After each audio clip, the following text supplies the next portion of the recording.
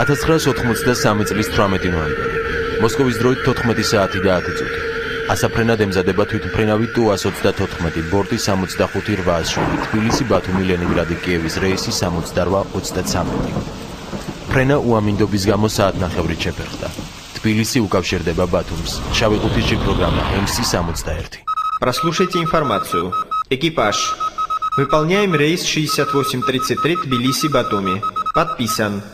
Высота 6000 метров, время полета 40 минут. По маршруту полета. В аэродроме посадки опасные метеоявления не наблюдаются. Погода в аэропорту посадки Батуми хорошая, выше нашего минимума.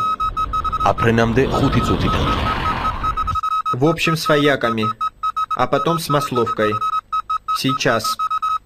Вояки, как его зовут? Лангуст? Руслан? Да. Ну можно 240 градусов. Хорошо. Высота 4400 метров. 807 занял 4200. Сохраняйте 4200. 807. 4200 сохраняю. Разрешил? Да, вояки разрешили. 18 ნოემბრის საღამო. ტელევიზიით ბანდიტური დაჯგუფების შესახები უწყებიან, რომელთაც თვითმფრინავი გაიტაცეს. გამტაცებელთა შორის ერთ-ერთი ქალია. ეს სახელები წლების განმავლობაში აალაპარაკებს და დააპირისპირებს თაობებს. გია ტაბიძე, 32 წლის, მხატვარი. კახა ივერიელი, 28 წლის, ექიმი. პაატა ივერიელი, 26 წლის, ექიმი. სოსო წერეთელი, 24 წლის, მხატვარი. დათო მიქაბერიძე, 21 წლის, ხელოვნების აკადემიის სტუდენტი. გეგა კობახიძე, 22 წლის, მსახიობი. თინა ფეტვიაშვილი, 19 წლის, ხელოვნების აკადემიის სტუდენტი. მამა თეოდორე, თემურ ჩიხლაძე, 33 წლის. ზნეობრივად, მორალურად, ასე ვთქვათ, ეკონომიკურად, ყველანაირად საბჭოთა კავშირმა უკვე ამოწურა თან. ამას ყველა გრძნობდით და ეს პროტესტი აი ამ ბავშვებს ვეძახი, მაბატი, ჩემთვის ბავშვები იყვნენ. აქედან იყო მე მგონი აი სასაზრდოები, მათ ედოთ გულში ძალიან დიდი, ასე ვთქვათ, დაგროვებული პროტესტი ამ წყობის საწინააღმდეგო. People are strange when you're a stranger. Faces look ugly when you're alone. ეს იყო თაობა, რომელიც საბჭოთა ლოზუნგებით გაჯერებული ილუზორული სივრცის დაგმობას ხმამაღლაც არ ერიდებოდა. თუმცა უცნაურად ჩანდა თავად ფაქტი, რა აწუხებდათ ყველაზე შეძლებული ოჯახის შვილებს. მაშინ ყველა ლაპარაკობდა ზასვას. არ იყო ადამიანი, მე მგონი თბილისში, ყოველ შემთხვევაში უმეტეს შეიძლება ეს უბრალოდ სიტყვის მასალა თქონდა ბევრს, მაგრამ ძალიან ბევრი ფიქრობდა ზასვაზე, იმიტომ რომ როგორმე თავი დაეხცია რაღაცისთვის, ხო? ნუ ის ანუ რამაწუხების იყო იქიდან გამომდინარე. როგორ არა, აი ძალიან ხშირად სტარვარდა გვილაპარაკია, რომ აი სადღაც წავიდოდნენ ან რაღაცა ესეთ, მაგრამ ნუ ეს იმდენად ჩვეულებრივი სალაპარაკო თემა იყო, რომ ელემენტად ვერც დაუშვებდი ადამიანი, რომ შეიძლება და გაგიაზრებინა, რომ ეს ნამდვილად მოხდებოდა და ვინმე ნამდვილად ფიქრობდა ამაზე. იყო რა თქმა უნდა რაღაცა ის, რაც არ მოწონდა და ამას იძახდა, ამას არ მალავდა. ანუ ამას ისეთი არ მალავდა, რომ აი მე ხლა თქვა თვითვინავს გავიტაცებ და აი ამაში გამოჩნდება მე რომ ამას იძახდა, რომ აი რა არის ჩვენი ცხოვრება, რომ რა ქვეყანაში ვცხოვრობთ და რა უნდა იყოს მომავალი. Ну, მე ვინ უნდა გამოვიდე მომავალში. თავისი ყოველი საქციელი და თავისუფალი ცხოვრებით უნდა გითხრათ. ეს მე პროტესტი იყო. ეს არ იყო კაცი, რომელიც აი რაღაცა ჩარჩოებში იყო რა. აი ეს თავისუფალი ცხოვრებით ცხოვრობდა. კონკავშირი საერთოდ რა იყო, არც იყო კონკავშირი. ხანდისხან იტყოდა ხოლმე სოსო, რომ დედა, ეს რუსები როდენდი უნდა იყოს ჩვენი უმფროსები და ჩვენ როდენდი უნდა იყოს მონები. და ვეტყოდი რა, ენა გააჩერე, რა შენი საქმეა. ვინ გეკითხება შენ ამას და რა მონახარ მეთქი ვეტყოდი. აი ერთი ორჯერ იყო აი ეს მოვისმინე ჩემი ყურის რა თქვა და ხო არაფერია, ისა გაიცინა და წავიდა. კახას, განსაკუთრებით კახას დაუოკებელი სიზღი ჰქონდა ამ საბჭოთა კავშირის მიმართ. ცოტა გასაკვირიც არის, იმიტომ რომ ახლა ოჯახიდან ასე თუ ისე მას არ ქონდა რაიმე პრობლემები ან ეკონომიური ან თავისუფლად შეეძლო საზღვარგარეთ წასულიყო, თან ისეთ უნივერსიტეტში სწავლობდა, რომელიც კგბ-სთან იყო კავშირში და ესენი უპრობლემოდ შეეძლოთ მას საზღვარგარეთ წასვლა. მაგრამ ისეთი ზიზღი ჰქონდათ ამ საბჭოთა კავშირის მიმართ, რომ საბჭოთა წყობილების სისტემის მიმართ, რომ აი რაღაც უნდათ თითქოს რაღაც ორიგინალური გაეკეთებინა, ჩემის აზრით ეს ამით აჩვენეს მსოფლიოს, რომ ესე იგი სწორედ რომ მატერიალურად უზრუნველყოფილი, არა მარტო მატერიალურად, არამედ ისედაც მაღალი დონის ოჯახის შვილებით, აი ესეთი ფორმით რომ დატოვეს დემონსტრაციულად საბჭოთა კავშირი.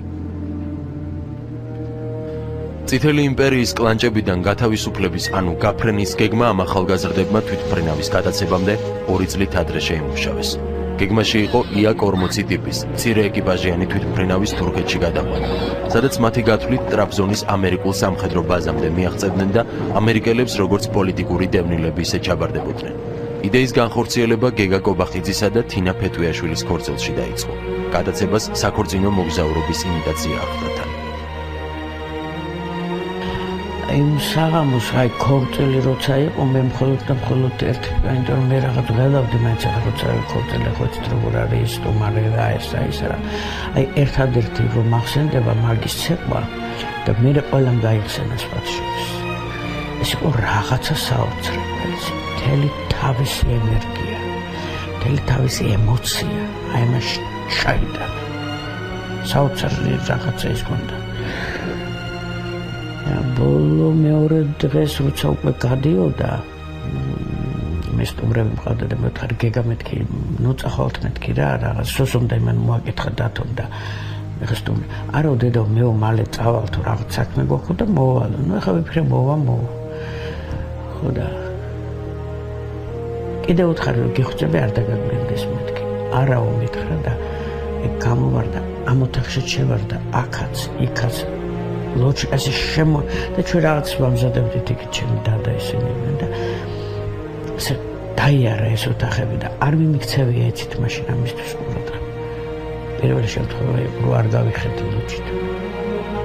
ისე გავარდა და წავიდა ერთ ყურბი გადამიტრიალა ეს ხო მალე მოვალო და გავარდა და წავიდა. წავიდა. ყველა საინტერესო ის არის, რომ იმ თვითმფრინავში მეც უნდა მჯდარიყავი, მეც მივდიოდი რა, იმიტომ რომ ბიჭებმა როგორც მითხრეს, ეს იყო გეგას გადაღებები ქონდა 17-ში, ქორწილი უნდა ქონოდათ 17 ნოემბერს, ჩვენი ქორწილი 17 ნოემბერს იყო, ისე ძალიან საინტერესო ამბავია და რაღაცა ის იყო და ნუ ხო წამოხვალ დათომა ხო წამოდა, წამოდი და პასპორტიც კი წაიღო, ჩემი ბილეთის ასაყებად.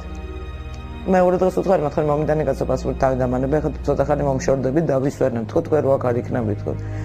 თო წასულით ხა მე შეიძლება მე საყოველთაობი ამ თვითმფრინავში, ისე რომ საერთოდ არაფერი არ ვიცოდი ჩემ შულთან ერთად. მიდიოდნენ, გარბოდნენ ამ ქვეყნიდან, თითქოს სამშობლოს ტოვებდნენ, მაგრამ ხელში ჩახუტებული ვეფხისტყაოსანი ეჭირა კახას. როცა შეიქმნა არეულობა თვითმფრინავში, მე გადააბარა ერთ-ერთ გოგონას ეს ვეფხისტყაოსანი და იმან კიდე ქალბატონ ნაზის შემდეგ დაუბრუნდა ეს ვეფხისტყაოსანი. ეხლა მე ხელში მიჭირავს. სანამ ისინი იმ ტრაპზე ავიდოდნენ და თვითმფრინავში შევიდოდნენ, შეიძლება ისინი კარგი ადამიანები იყვნენ, მაგრამ ჩემთვის ამას მნიშვნელობა არ აქვს, მათ დანაშაული ჩაიდინეს. ეს იგივეა ვთქვათ, აი ბესლანის შემთხვევაშიც გარკვეული ადამიანების ტერორისტები რეჟიმს ებრძვიან. შეიძლება ვთქვათ გავამართლოთ ამიტომ ძალადობა? მეკორწილეები აეროპორტში ორ ნაწილად გაიყვნენ. გია ტაბიძე ივერიელებთან ერთად თვითმფრინავში დანარჩენი მგზავრების მსგავსად სამგზავრო შესასვლელიდან ავიდა. გეგა კობახიძე, სოსო წერეთელი, დათო მიქაბერიძე, თინა ფეტვიაშვილი და თინას ორი მეგობარი, ანანო მელიბა და ეკა შალუტაშვილი კი წერეთლის მეგობარი ქალის, ანა ვარსიმაშვილის მეშვეობით სპეცკონტროლის გვერდისავლით ეგრეთ წოდებული ინტურისტების გასასვლელით ავიდნენ. მათ ეკა შალუტაშვილის ჩანთით ტეტეს 2 პისტოლეტი, ნაგანის სისტემის რევოლვერი, რევსტერის მარკის რევოლვერი და ურგ და ურგ-N მარკის 2 სასწავლო ხელყუმბარა აიტანეს. იარაღები გამტაცებლებმა აფრენიდან 5-10 წუთის შემდეგ გაინაწილეს. ქობულეთის თავზე დაიწყეს დაუწყიათ. და ასე ხრანომეტრაჟი რო უნახეს იქ სახში თუ რაღაცა დაждომამდე 10 წუთით ადრე უნდა დაეწყოთ. ასე ქონიათ დაგეგმილი. ხო და ახლა ის რომ მიყვებოდნენ ბორტგამცილებელი და შტურმანი პლოტკოვაკ რომელიც ისდა ფორმაში ისდა და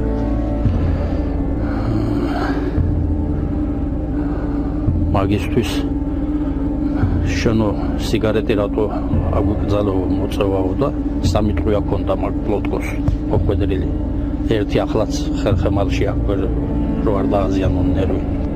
ფრინავთა კაბინაში შეჭრა მოსკოვის დროით 16 საათსა და 13 წუთზე მოხდა. დაბიძემ ბორტგამცილებელი ვალენტინა კრუციკოვა აიძულა კაბინის კარზე პირობითი სიგნალით დაეკაკუნებინა. ამ დროს კაბინაში უფროსი მფრინავი კარდაფხაძე, ბორტინჟინერი ჭედია, სტაჟიორი გაბარაევი და შტურმანთა რაზმის ინსპექტორი შარბადიანი იმყოფებოდნენ. ხოლო თვითმფრინავის ცხვირში ბორტმექანიკოსის სავარძელი ეკავა ვლადიმერ კასოიანს. კარი ზაվել შარბადიანმა გახსნა, რომელსაც დაბიძემ სამჯერ ესროლა მხარში, რასაც თავის ჩვენებაში სტივარდესა ირინა ხიმიჩიც ადასტურებს. სანამ ამოვიღებდა იმას გაუტენდი მაგაროვს, მანამდე უკვე დამადგენენ. ერთი მე მეორე გაბარაევს და მე რომ მიხვდნენ რომ კომანდირი მე ვარ, ისიც ჩემსკენ მოტრიალდა და ერთი უკინდან მაჭერდა, მეორე აქიდან და თქვენი და ხალხი დაუხოცეთ და იყვიდან ახლა ისინიც აფექტში იყვენ ეთყვება და ნუ გასაგებია ახლა ბათუმში მიდიხარ რა უნდათ და გასვლა უნდათ. ამ დროს ეს ჭედია აქ ზის და მას პიჯაკის გახდილი ქონდა, მოტრიალდა და ეუბნება, გითხარით რა გინდა თუ, რატომ ხოცავთო? და ამ დროს ერთმა რომელ არ ვიცი იქეთ თუ აქეთ ამესროლა ზურგში. და გასოიანმა მერე ატეხა სროლა? აი ის რო ჩამოეკიდა. ადრე ეს ახლა სუდა დადაკეთებულია მგონი და ეს კრესლო ეს წინ იყო. ეს გადაკეთებული ახლა ეს თვითმფრინავის სალონის გადაკეთებულია და ესეც. და აი საცხა აქ იყო კრესლო ამისი. და აი აქ ახლა სადაც კრესლო დგას, აქ იდგა შარბათიანი. და ეს ფარდა იქ რო არის ეს დაკეტილი ქონდა იმას შტურმანს გასოიანს და იმიტომ ვერ დაინახეს, თუ იმასაც მოკლავდნენ. იმიტომ რომ შტურვალთან რახან ვიჯექით ორი კაცი ჩვენ არ გვესროდნენ. რაღაცამ უნდა წაიყვანოს რა თვითმფრინავი. ხო და ეს ჭედია ჩამოეკიდა. და უკვე იმას მიეცა საშუალება რომ უკვე სანამ ჭედია იჯდა, ის დაფარული იყო. იმათ ვერ ხედავდა. გასოიანი. ჭედიას რო ესროლეს და ჩამოეკიდა, მერე ისროლა. გასოიანმა. ანუ ჭედია ადგილზევე სკამზევე მოკვდა. სკამზევე მოკვდა და ჩამოეკიდა აქვე. ბოლო ბალისტიკური ექსპერტიზის ჩვენებით შარბატიანს რევსტერი 927-927-დან 3 ტყვია აქვს მხარში მიღებული. დანარჩენი 3 ტყვია თავში მიღებული საკონტროლო ნასროლის ჩათვლით გაუგებარია. ანზორ ჭედიას ხეულიდან ამოიღეს ტეტე 21-670 ტყვია. თუმცა ტაბიძეს ნაგანი ეჭირა ხელში, რადგან პლოტკა მის მიერ 65-851 ნაგანიდან გასროლილი ტყვიებით არის დაჭრილი. ეს რომელი იყო, ვინც იარაღით გადდა? არ ვიცი, მე სახეზე არც ვიცნობდი, მიმართ და მე სურათები რომ მომიტანს ვერ ვიცანე, იმიტომ რომ არ მენახა და. ნუ მე როგორც მითხრეს, ტაბიძე და წერეთელი ყოფილან შემოსული მგონი. თუ გასოიანმა ხმაური გაიგონა და პირველი ისროლა, მან როგორი ვარიანტი იყო, ისიც კი ითქვა მაშინ, როდესაც იქ დავდიოდნენ, მე რომ თვითონ გასოიანის ტყვია ქონდა გარდა მას ჭედიას მოხვედრილი. და უბრალოდ ამას, იმიტომ რომ ტყვიის შესავალიო, ნუ არ ღია უკრიდან ედგა, იმას წინიდან ქონდა ტყვია მოხვედრილი, ანუ რაღაცები ერთმანეთს არ თანხვდებოდა რა. ნუ ყოველ შემთხვევაში ხელ დაზუსტებით ვერ ვიტყვე, მაგრამ თავიდან ხო გეუბნებით იმდენი ვინც კი იყო გარდაცვლილი თვითმფრინავში, ყველა გიას მოკლული იყო. მან ესე გაანაწილეს სასამართლოზე. ტვინი, ანუ ამის გამკეთებელი ვინც იყო, ეს იყო სოსო, ფინანსისტი, დამფინანსებელი მთელი ამ საქმეს იყო დათო, და შემსრულებელი იყო გია. ის რომ მოხდა თვითმფრინავის გატაცება, მოხდა მძევლების აყვანა, მოხდა ტერორიზება ამ მძევლების, მოკლეს ადამიანები, მოკტა 3 ეკიპაჟის წევრი და 1 მგზავრი, დაიჭრა თუ 2 მგზავრი თუ არ ვცდები, დაიჭრა 3 მგზავრი და ასე შემდეგ. რა ქვია ამას თუ არა ის, მაშინ ეძახდნენ 93 წელს ამ ახალგაზრდებს ეძახდნენ ბანდიტებს, დღეს ქვია თმათ ტერორისტები. ძალიან მარტივად არის აქ შეფასების შემთხვევაში მე ვთვლი რომ საზოგადოება უნდა დაარქვას თავისი სახელი იმას ვის ქვია ტერორისტი, ვის ქვია ქურდი, ვის ქვია კვლელი. ამ ამბავში ძალიან მკვეთრად არის გამიჩნული ის ვინ არის გმირი და ვინ არის ტერორისტი. გმირები იყვნენ ის ადამიანები, ვინც მოახერხეს და ეს თვითმფრინავი თბილისში დასვეს ისე რომ ეს მგზავრები მაინც გადაერჩინათ.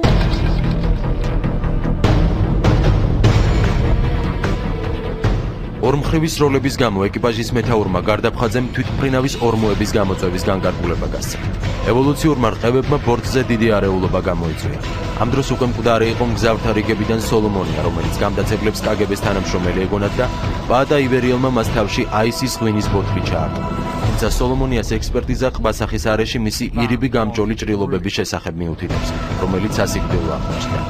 გამტაცებლებიდან უკვე მკვდარი იყო გია დაბიძე. ხელში მძიმედ იყო დაჭრილი სოსო წერეთელი, ხოლო მარცხენა ფილტვში კახა ივერიელი.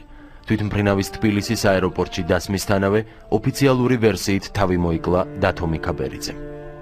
გაგვაჩერეს მაშინ სამხედროები, მაგრამ ტრანსპორტная ავიაცია იდგა იქეთ ბოლოში ალექსეევში. და ჩვენ ბოლოში გაგვიყვანეს, რომ დავჯექით და იქიდან რომ შემოუხვიეთ, აი სამხედროების პირდაპირ გაგვაჩერეს. და ამ დროს მოვიდნენ სამხედროები და ორივე მხრიდან ჩამწკრივდნენ, იქიდან მხრიდან, აქიდან მხრიდანაც. ხო და იქ ახლა სალონში ის უყოვდა მე ჩვენი შტურმანი, ვინც იყო ეს პლოტკო. რომ იქ ფრთებთან არის ავარიული ლუქები ქვია. ეს გაახსნევიეს თურმე სალდათი იჯდა იქ. რუსი. და გაახსნევიეს ეს ლუქები. ერთ მხრიდანაც და მეორედანაც. ეთყობა ამ სალდათმა იფიქრა, რომ რაღაცამათ მოვაკლევიებ თავს და ცვითა და გადახდა თურმე მთაზე. მთაზე რო გადახდა, მათ მე ესროლეს აქედან. სროლა დაუწყეს. გარეთ იმ სალდათებს უფიქრიათ მე როგორც მომიყვენ რა, რომ გადმოდიან, ისინი გადმოდიან, პასაჟირები კი არა. თვითონ ის გამტაცებლები გადმოდიან თანსროლითო. და კამანდირს იმათი სყოფილა კამანდა მიუწი ავგონო და რო წამოვიდა სეტყვასავით. მოსკოვის დროით 16 საათსა და 42 წუთზე მერვე პოლკის საჯარისო ფორმირებამ თვითმფრინავის მიმართულებით ავტომატური ჯერით ცეცხლი გახსნა, რომელიც დაახლოებით 20-25 წუთს გრძელდებოდა. დაიღუპა 1 და მძიმედ დაიჭრა 21 კაცი. ასევე მეორე პილოტი გაბარაევი და გეგა კობახიძე. აქვე ირინა ხიმიჩის 1984 წლის 17 თებერვლის ჩვენებიდან ირკვევა, რომ ვალენტინა კრუციკოვა გარედან გახსნილ ცეცხლსამსხვერპლა, როდესაც ის სამუშაო გასასვლელიდან ხდებოდა. თუმცა ოფიციალური ვერსიით მისი მკვლელობა სოსო წერეთელს ბრალდება. ხიმიჩის ჩვენებას კრუციკოვას ცხედრის ექსპერტიზაც ამყარებს, სადაც სტიუარდესას სხეული ქვედა კიდურებიდან მოყოლებული სულ დაცხრილულია. მოსკოვმა დაართონება თურმე. კოსიგინს დაუკავშირდნენ აქ. მთელი ცეკას ხალხი შევარდნიანად აქ იყვნენ თურმე. ხო და შესთავაზეს, რომ გადმოდითო იაკსოროგზეო. და მოგცემთო რა, გაფრინდებითო. და ვარი უთქვიათ ამათ. მათ გარდა იმისა, რომ ესროლეს ადამიანებს, ისინი დაჭრილები იყვნენ და არ გაანთავისუფლეს თვითმფრინავი. ეს იყო ყველაზე დიდი ძალადობა მე ვთვლი მთელ ამ ისტორიაში, ერთ-ერთი, იმიტომ რომ მთელი ღამის განმავლობაში მათ ეხვეწებოდნენ, რომ თვითმფრინავი გაანთავისუფლებინათ და ისინი არ ანთავისუფლებდნენ მას. გატაცების მეორე ტრაგიკული ნაწილი აეროპორტში დაიწყო. უკვე სისხლიანი Tu-134 რეისი 68-23 ალყაში 14 საათის განმავლობაში იდგა. საინტერესო დეტალი არის ის, რომ ჩვენ მე და ბებია ჩემი ესე მოვიდა უცხო ხალხი, ესეთი ბევრი მანქანებით, შავი პლაშებით და წაგვიყვანეს აეროპორტში. ანუ იმ მიზეზით, რომ აუცილებლად უნდა ენახათ ქალბატონი ლილი ანუ აუცილებლად რაღაცა გადასაცემი ჰქონდათ და უნდა ენახათ. და მაგრამ ისე მოხდა, რომ ჩვენ მივედით აეროპორტში, ანუ დავარტყით წრე და წამოვედით უკან. ეს იმის ალბათ მაუწყებელი იყო, რომ ისინი თვითონ შევიდნენ სახლში, თვითონ განახორციელეს, ვთქვათ, ან ჩადეს რაღაცები, არ ვიცი ახლა ეს ფაქტია, რომ იქ ჩვენ არავინ არ გვენახია. ჭრეკისას თუ იყო რამე ისიც? ჭრეკისას კი, ანუ პირდაპირ დათოს ოთახიდან იყო ხელმძღვანელები ამოღებული. მოვკიდეს ხელი აგვიყვანეს მეოთხე სართულზე. სადღაც ოთახში აგვყარეს ზევით. არც მიგვიშვეს და არც კი გაგვაკარეს ჩვენი თვითმფრინავს. ერთი გარგასულა, ნახევარი საათი თუ რაღაცა და ალბათ ისეთი სროლა, რომ ვაი, ვიყვირეთ მაშინ მე კი გაჩერებული ვიყავი, მაგრამ გეგას დედა იატაკზე ფორთხავდა. შვილებს გვიხოცავენ. მე თანახმად ვიყავი, შევსულიყავი თვითმფრინავში და დარწმუნებული ვარ, რომ გამოვიყვანდი მე. იმაზეც თანახმად ვიყავი, რომ მომეწოდებინა, რომ გადმოდით და ნუ გიშინია და მაგრამ აი ამ სატანამ რატო გააჩერა 14 საათი თვითმფრინავი, მე მაგას ვერ ხვდები კიდე. იქ ვინც დაიჭრა ადვილად შეიძლება იმათი გადარჩენა, პრინციპში ისინი სისხლისგან დაიღვარნა.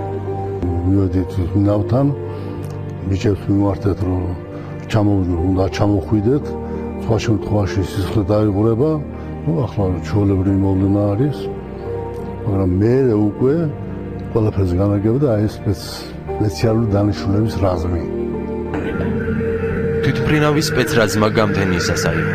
ამ დროს გამტაცებლების უმრავლესობა დაჭრილი იყო. ერთადერთი პაადაივერიელი აქტიურობდა, რომელსაც ბოლო წუთამდე სჯეროდა, რომ მათ აფრენის საშუალებას მისცემდნენ. შარტავა, რა ქვია, ფოფხაძე ნუგზარი და პატიაშვილი. სამივე ურტყეს სოსოსო. რო ჩამოიყვანეს სოსო, გაარტყესო. აი ეს მითხრეს მე იქ. მე ეს ვიცოდი, მიუხედავად ამისა, ამის შემდეგ ფოფხაძესაც ვართმევდი ხელს, პატიაშვილსაც ვხდებოდით ერთ ოჯახში და ვართმევდი ხელს, არც ერთისთვის არ მიგრძნობინებია ეს ამბავი და შარტავა არა. არ ვიცნობდი შარტავას. აი ესე მითხრესო, ამათმა წიხლები ურტყესო და ეგ შეიძლებოდა დაჭრილობით წიხლები, ამითი რა მოიგეს რამე მაგათმა? არაფერი. უნდათ ჩვენი თავრობის წინაშე გამოეჩინათ თავის თავი, როგორც ძალიან ისეთი რეალურად იყო ეს ამბავი ყველაფერი, მაგრამ აი ეს აეროპორტის ის იყო დადგმული. იმიტომ რომ როცა ამაზე ჩამოვარდა ლაპარაკი, რომ ეხლა მაშინ გეკამოთხრა, რომ კი მაგრამ გამოგეშვათ ჩვენ ხო როცა შემოვიდა სინათლე ჩაქრა იმაში სალონში. და შეუშვეს ის მონტიორი და გააკეთა და იმისთვის ხო არაფერი არ გქნეოდა. გამოგეშვათო სასტრაფო ექიმებიო და წაიყვანათო ეს დაჭრილებიო. ჩვენ ხო არაფერი არ გქნეოდა. რომ ამის შესახებ იმ პერიოდში კგბ-ს ყველა დამუშავებული ყავდა რა. ვინ იყო რა იყო, ყველა მიცოდა რა. და თვითონ ეს ბავშვები, ეს ახალგაზრდები იყვნენ ჩაშვებულები. თავიდანვე იყვნენ ჩაშვებულები. გაყიდული საქმე იყო. იმიტომ რომ ეხლა წარმოიდგინეთ თქვენ კომუნისტური რეჟიმის დროს სადეპუტატო გასასვლელიდან ერთი დიდი ჩემოდმით ესე იარაღით ვინ გავიდოდა ეს ზღაპარი გამორიცხულია ხო? ეს იყო კარგად დადგმული სპექტაკლი რა. დადგმული შევარდნაძის მიერ. ბატონო ედვარდ, დღეს როგორც ამბობენ, ეს იყო გაყიდული საქმე, ანუ წინასწარ ჩაშვებულები იყვნენ ესენი.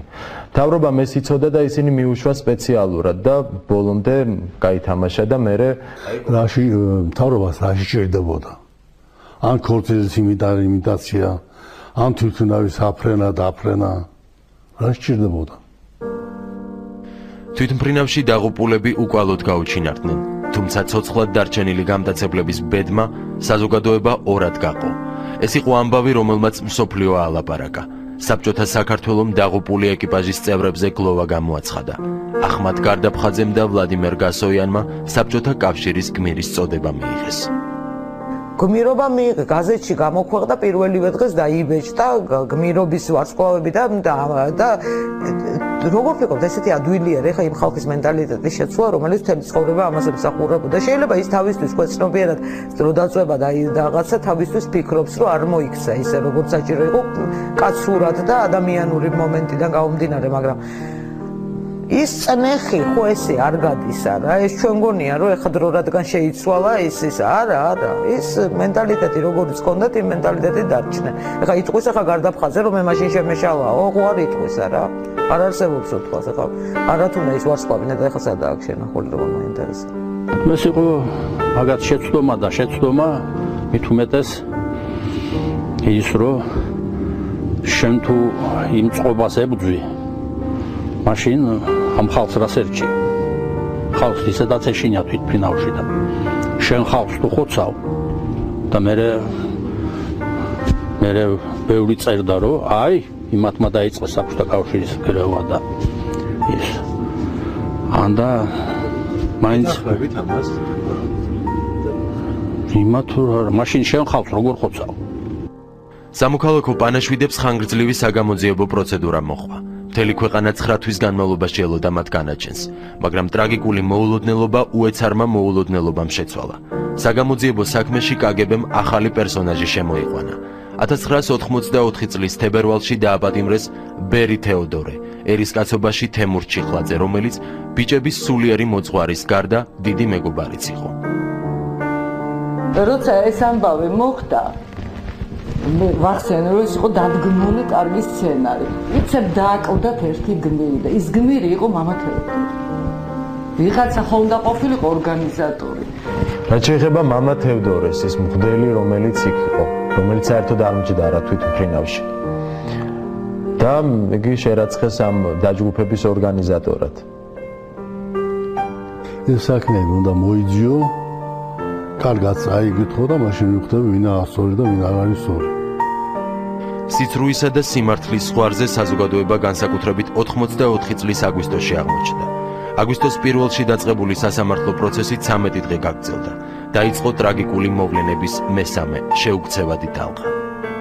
როდესაც დედაჩემმა სასამართლოს მსვლელობისას ნახა ეს ახალგაზრდები, ცოტათი გაოცდა და თქვა, რომ არ მჯერა, რომ ესენი არიან კვლელები, იმიტომ რომ ისეთები ისხდნენ იქ და მაშინ მგზავრებმა უთხრეს, რომ თქვენ რომ გენახათ, როგორ იქცეოდნენ ესენი იქ, მაშინ და განსაკუთრებით აი ეს გოგონა, რომელიც ანგელოზის სახით ზის, როგორ ახტებოდა ის დაჭრილებს.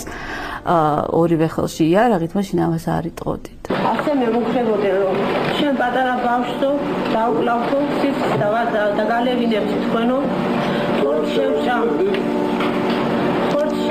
ჩვენო და გაყურებინებ თქვენ. იქ ისეთ რაღაცებს ყვებოდნენ და ისეთ რაღაცებს ამბობდნენ რომ აი ყველაზე ერთხელ სადღაც დავწერე კიდევაც რა ყველაზე გამწარებული დედაც კი ვინც კი იჯდა იქ არა იმასაც კი ეცინებოდა იმიტომ რომ არ შეიძლებოდა ის გადავხდი ყურების მოგაჭამ ემას ვიზა რაღაცა ისიც აი ხა მე რო ვიცნობდი სულ ყველას და რო ვიცი რომ ესენი არც ერთი არც ამის თქმელი არ იყვნენ და არც ამის გამკეთებლები არ იყვნენ ხა ჩემთვის მართლა სასაცილო იყო имის მოსმენა რასაც ისინი ამბობდნენ Чем вы можете искупить вину перед дочерьми Шарпатняна, перед его внуками?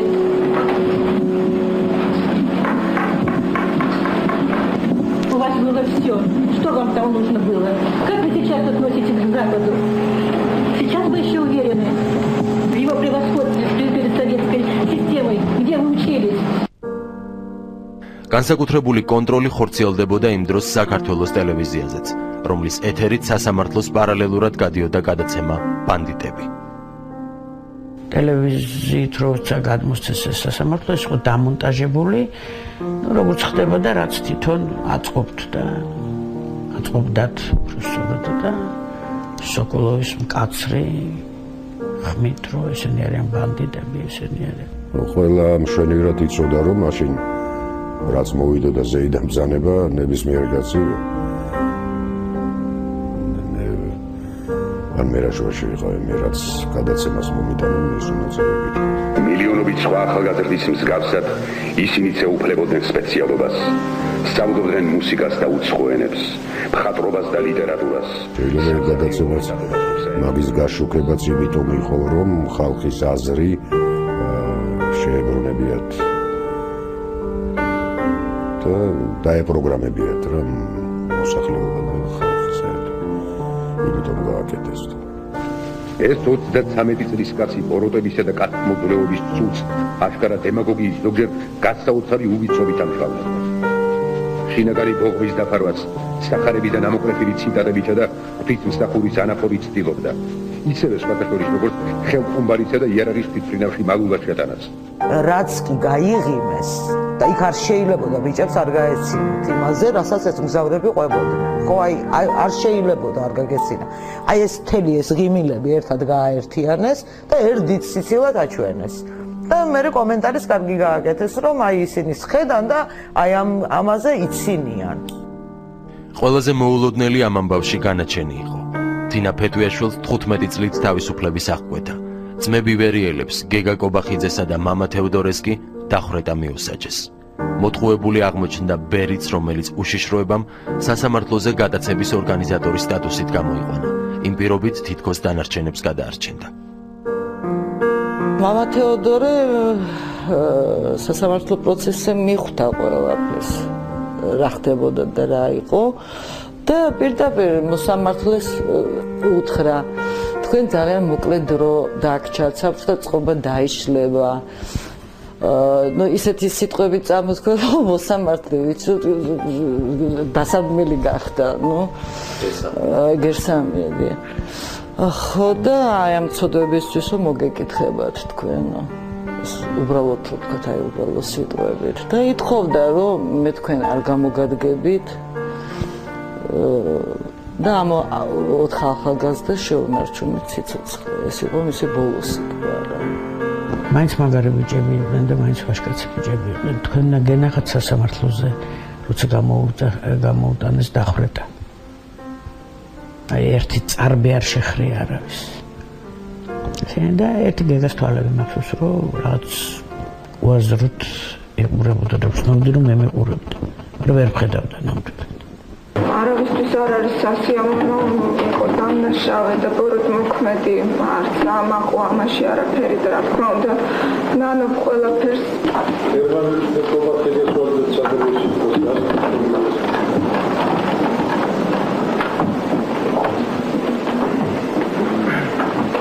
ძალიან მიჟირს ლაპარაკი და მე ვერც ბრავიცი, ვერც ბოდიშს ვიტყვი, ვერ ვიტყვი, არა მაქვს მე ამის უფლება, რომ სულად გამოჩნდება ეს შეურაცხყოფის მიყენება იქნება, რომ ვთხოვ მაპატია, ვარ როგორ ვთხოვ მაპატია.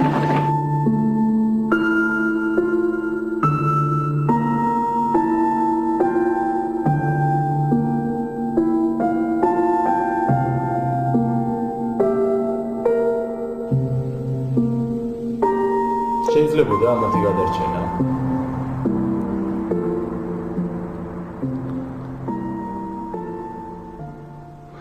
სასამართლოს ჰქონდა უფლება მიიღო კანონით გათვალისწინებული გადაწყვეტილება. შეიძლება არ მიესაჯა დახვრეტა.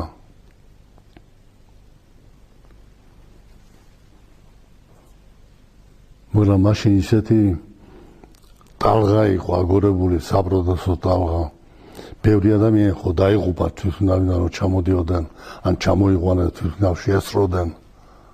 ეს იყვნენ ახალგაზრდები, რომლებიც იყვნენ საკმაოდ ესე ჭყალებში, რო ვთქვა, ცოტათი გატუტუცებულები, ცხოვრებით და ეგონათ, რომ ყველაფერი შერჩებოდა. ძალიან მარტივად არის. აქ ეგონათ, რომ ეს ამბავით შერჩებოდა. მათ არავის არ ეგონა სინამდვილეში, რომ მათ დახვრიტავდნენ, ან მათ დასჯიდნენ. იმიტომ რომ ყველაფერი, მთელი მათი ცხოვრება რო გადახედოთ, მათ მეგობრებს რომ მოусმინოთ, მათ ყველაფერი ქონდათ. არაფრისთვის ისინი არ ისჯებოდნენ. განაჩენის გამოტანის შემდეგ საზოგადოება კვლავ ორად გაიყო.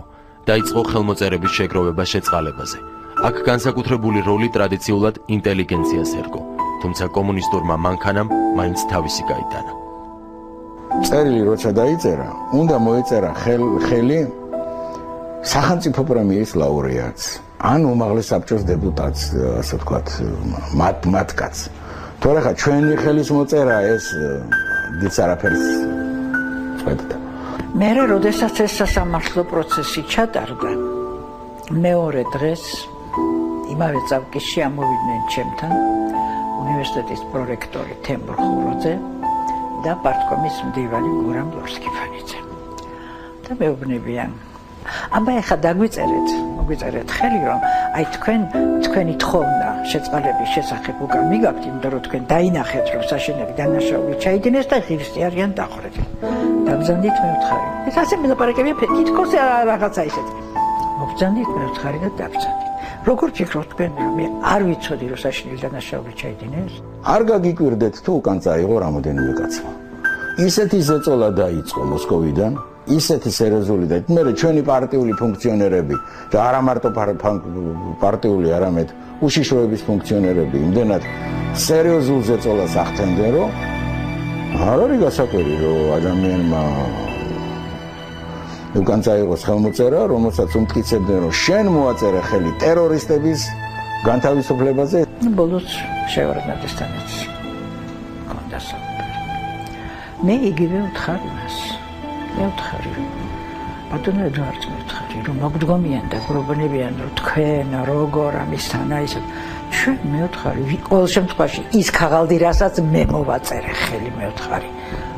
ჩვენ იქ ეწერა, რომ დიდი დანაშაული ჩაიდინეს, საშინელი ამბავი მოხდა, ადამიანების მსხვერპლი მოყვა, მაგრამ ამიტომ გთხოვთ, შეიწყალოთ, ნუ დახვრეტთ, რომ მიუსაჯეთ დახვრეტის მუხლი, ნუ დახვრეტთ, მეტი არაფერი.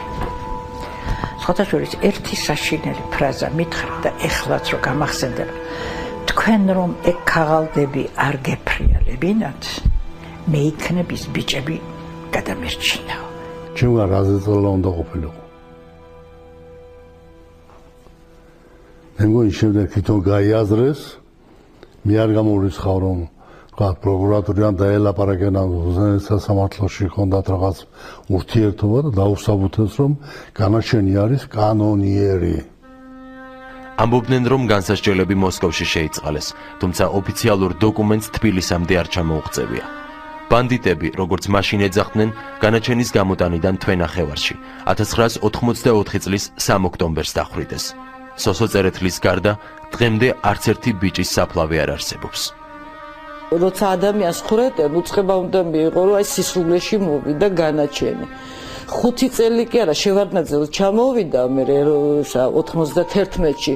რატომღაც აი ძალიან ბევრს ეგონათ, მე არ მინდა გვარი დავასახელო, რომ ეს ბავშვები რატომღაც ეგონათ, რომ შევარდნაძემ გადამალა. რატომღაც ასე ეგონათ. ისე აწამეს წლების მანძილზე. ხანვის მოუგზავნი და კარგები, ხანვის ვითომ იქ არიან, აქ არიან, წავიდოდნენ, ეძებდნენ. ვიღაც პატიმარს ჩამოვიდა, ვითომ აქ იჯდა, ჩემთან იჯდა, წავიდოდნენ, ეძებდნენ. ნუ არ ვიცი ეს რა წვალება იყო. ამის აღწერა არ შემიძლია. და ბოლოს ეს იყო უკვე კულმინაცია, როცა ათხრევინეს საფლავები. და აი აქ არის უთხრეს და ლაფატკაც და მუშაც კი არ მოიყვანეს, რომ გაეთხარათ და ლამის ხელებით მოუნდათ მშობლეს გათხრა, რომ ენახათ თავიანთი შვილები და წავიდნენ სადღაც იქვე ახლო სოფელში მოძებნეს ბარები, რაღაცა ლაფატკები თუ რას უძახიან. და ისინი მოიტანეს და ესე ათხრევინეს საფლავები და ბოლოს იქ არაფერი არ აღმოჩნდა. მხოლოდ სოსო იყო ეს. მე ყველაზე მეტად იმაზე მწყდება გული, რომ ჩემი დედამთილი და მამამთილი ორივე ცოცხალია. და დღემდე მე მგონი იმას ელოდებიან, რომ იქნებ საფლავი ქონდეთ, რომ მივიდნენ და მისი შვილის საფლავზე მივიდნენ. ახლა იცით რა არის? ხო, მე გვითხრეს, ყველაზე საინტერესო იყო გვითხრეს, პალტო დამარხეთო და საფლავი გექნებათო. ძალიან ძნელია იცხოვრო 25 წელიწადი ისე, რომ არ იცოდე რატო რისთვის და არ იცოდე არაფერი. ეს იყო გადაცემა, რომელიც თვითმკვლელობის დემონსტრაციულ აქტს გავდა. დაწერეს ასე: დაარქვეს ტერორისტებიც და შეიყვარეს როგორც გმირები. ამ ამბავს წლების განმავლობაში ყველა მთავრობა თავის პოლიტიკურ ინტერესებს არგებდა. მანიპულირებდნენ როგორც კონკრეტული ადამიანების საწინააღმდეგოდ, ისე რომანტიული ამბის პროპაგანდით. თუმცა მათ გამორჩათ ყველაზე მთავარი: აქ ორივე მხარეს თავისი სიმართლე აქვს, რომელიც თავის თავშივე გულისხმობს ტრაგედიას. როცა ჩვენ სულქმარი ვიყავით, მაშინაც ამბობდა 33 წელს მე ამ ქვეყანაზე აღარ ვიქნები. უფალთან გავხროვდები რა ასეთი. მე ჩემი შვილი არ მინდა რომ ჩავთვალო რომ ის არის ტერორისტი. ეს ჩემთვის ძალიან ძნელია. ძალიან წლებებული რომ ეს არ გაუმართლა მათ, რომ გამართლებოდათ ალბათ თუ სხვანაირად წავიდოდა ჩემ ცხოვრებას და მაგისიც. მე შემიძლია თქვა რომ ისინი იყვნენ ახალგაზრდები. მე შემიძლია დათოზე თქვა რომ დათო იყო 21 წლის. ძალიან ახალგაზრდა ალბათ რომელსაც იმ დროისთვის მით უმეტეს რაღაცა ყველაფერი სხვანაირად ეჩვენებოდა ის რომ შეიძლება ადამიანმა დაისახოს იდეა და თავისუფლად განახორციელოს. ძალიან ცდილობენ ხშირად რომანტიზებას ამ ისტორიის იმითი, რომ თითქოს ეს ახალგაზრდები იყვნენ და ახალგაზრდულად მოუვიდათ ეს ამბავი და ასე შემდეგ. მამაჩემი ძალიან ახალგაზრდა იყო და ძალიან ახალგაზრდა მოკლეს სულად უდანაშაულად. იმ პერიოდში საბჭოთა წყობილების წინააღმდეგ პროტესტის ფორმა, პროტესტი ადვილი საქმე არ იყო. ამდენად, ასე ვთქვათ, ეს გარკვეული თვალსაზრისით გმირული ნაბიჯია. ტერორისტი ყოველთვის ტერორისტია თქვენ გვინდა თუ არ გვინდა, აბა სხვა ყოფილიყვენ ის მიმათ მაგიერ ვიღაცა რუსები ან რაღაცა. მაშინ ხო დავარქმევდით ტერორისტებს. მე ყოველთვის რა ვიცი, აზრზე ვიქნები, რომ ყველანაირ თავისუფლება არანაირად არ ღირს არაფრად, როდესაც ეს მსხვერპლის ფასი ხდება. 1952 წლიდან 1983 წლის ჩათვლით საბჭოთა კავშირში თვითმფრინავის გადაცების 42 შემთხვევა დაფიქსირდა. თუმცა ამათგან რეისი 60-33 ყველაზე სისხლიანი ბორტი აღმოჩნდა. რთულია დღესაც 25 წლის შემდეგ შეურჩიო კონკრეტული სახელი ამ ამბავს. ამბავს, რომელსაც კონკრეტული დასაწყისი აქვს, მაგრამ არავინ იცის სად მთავრდება.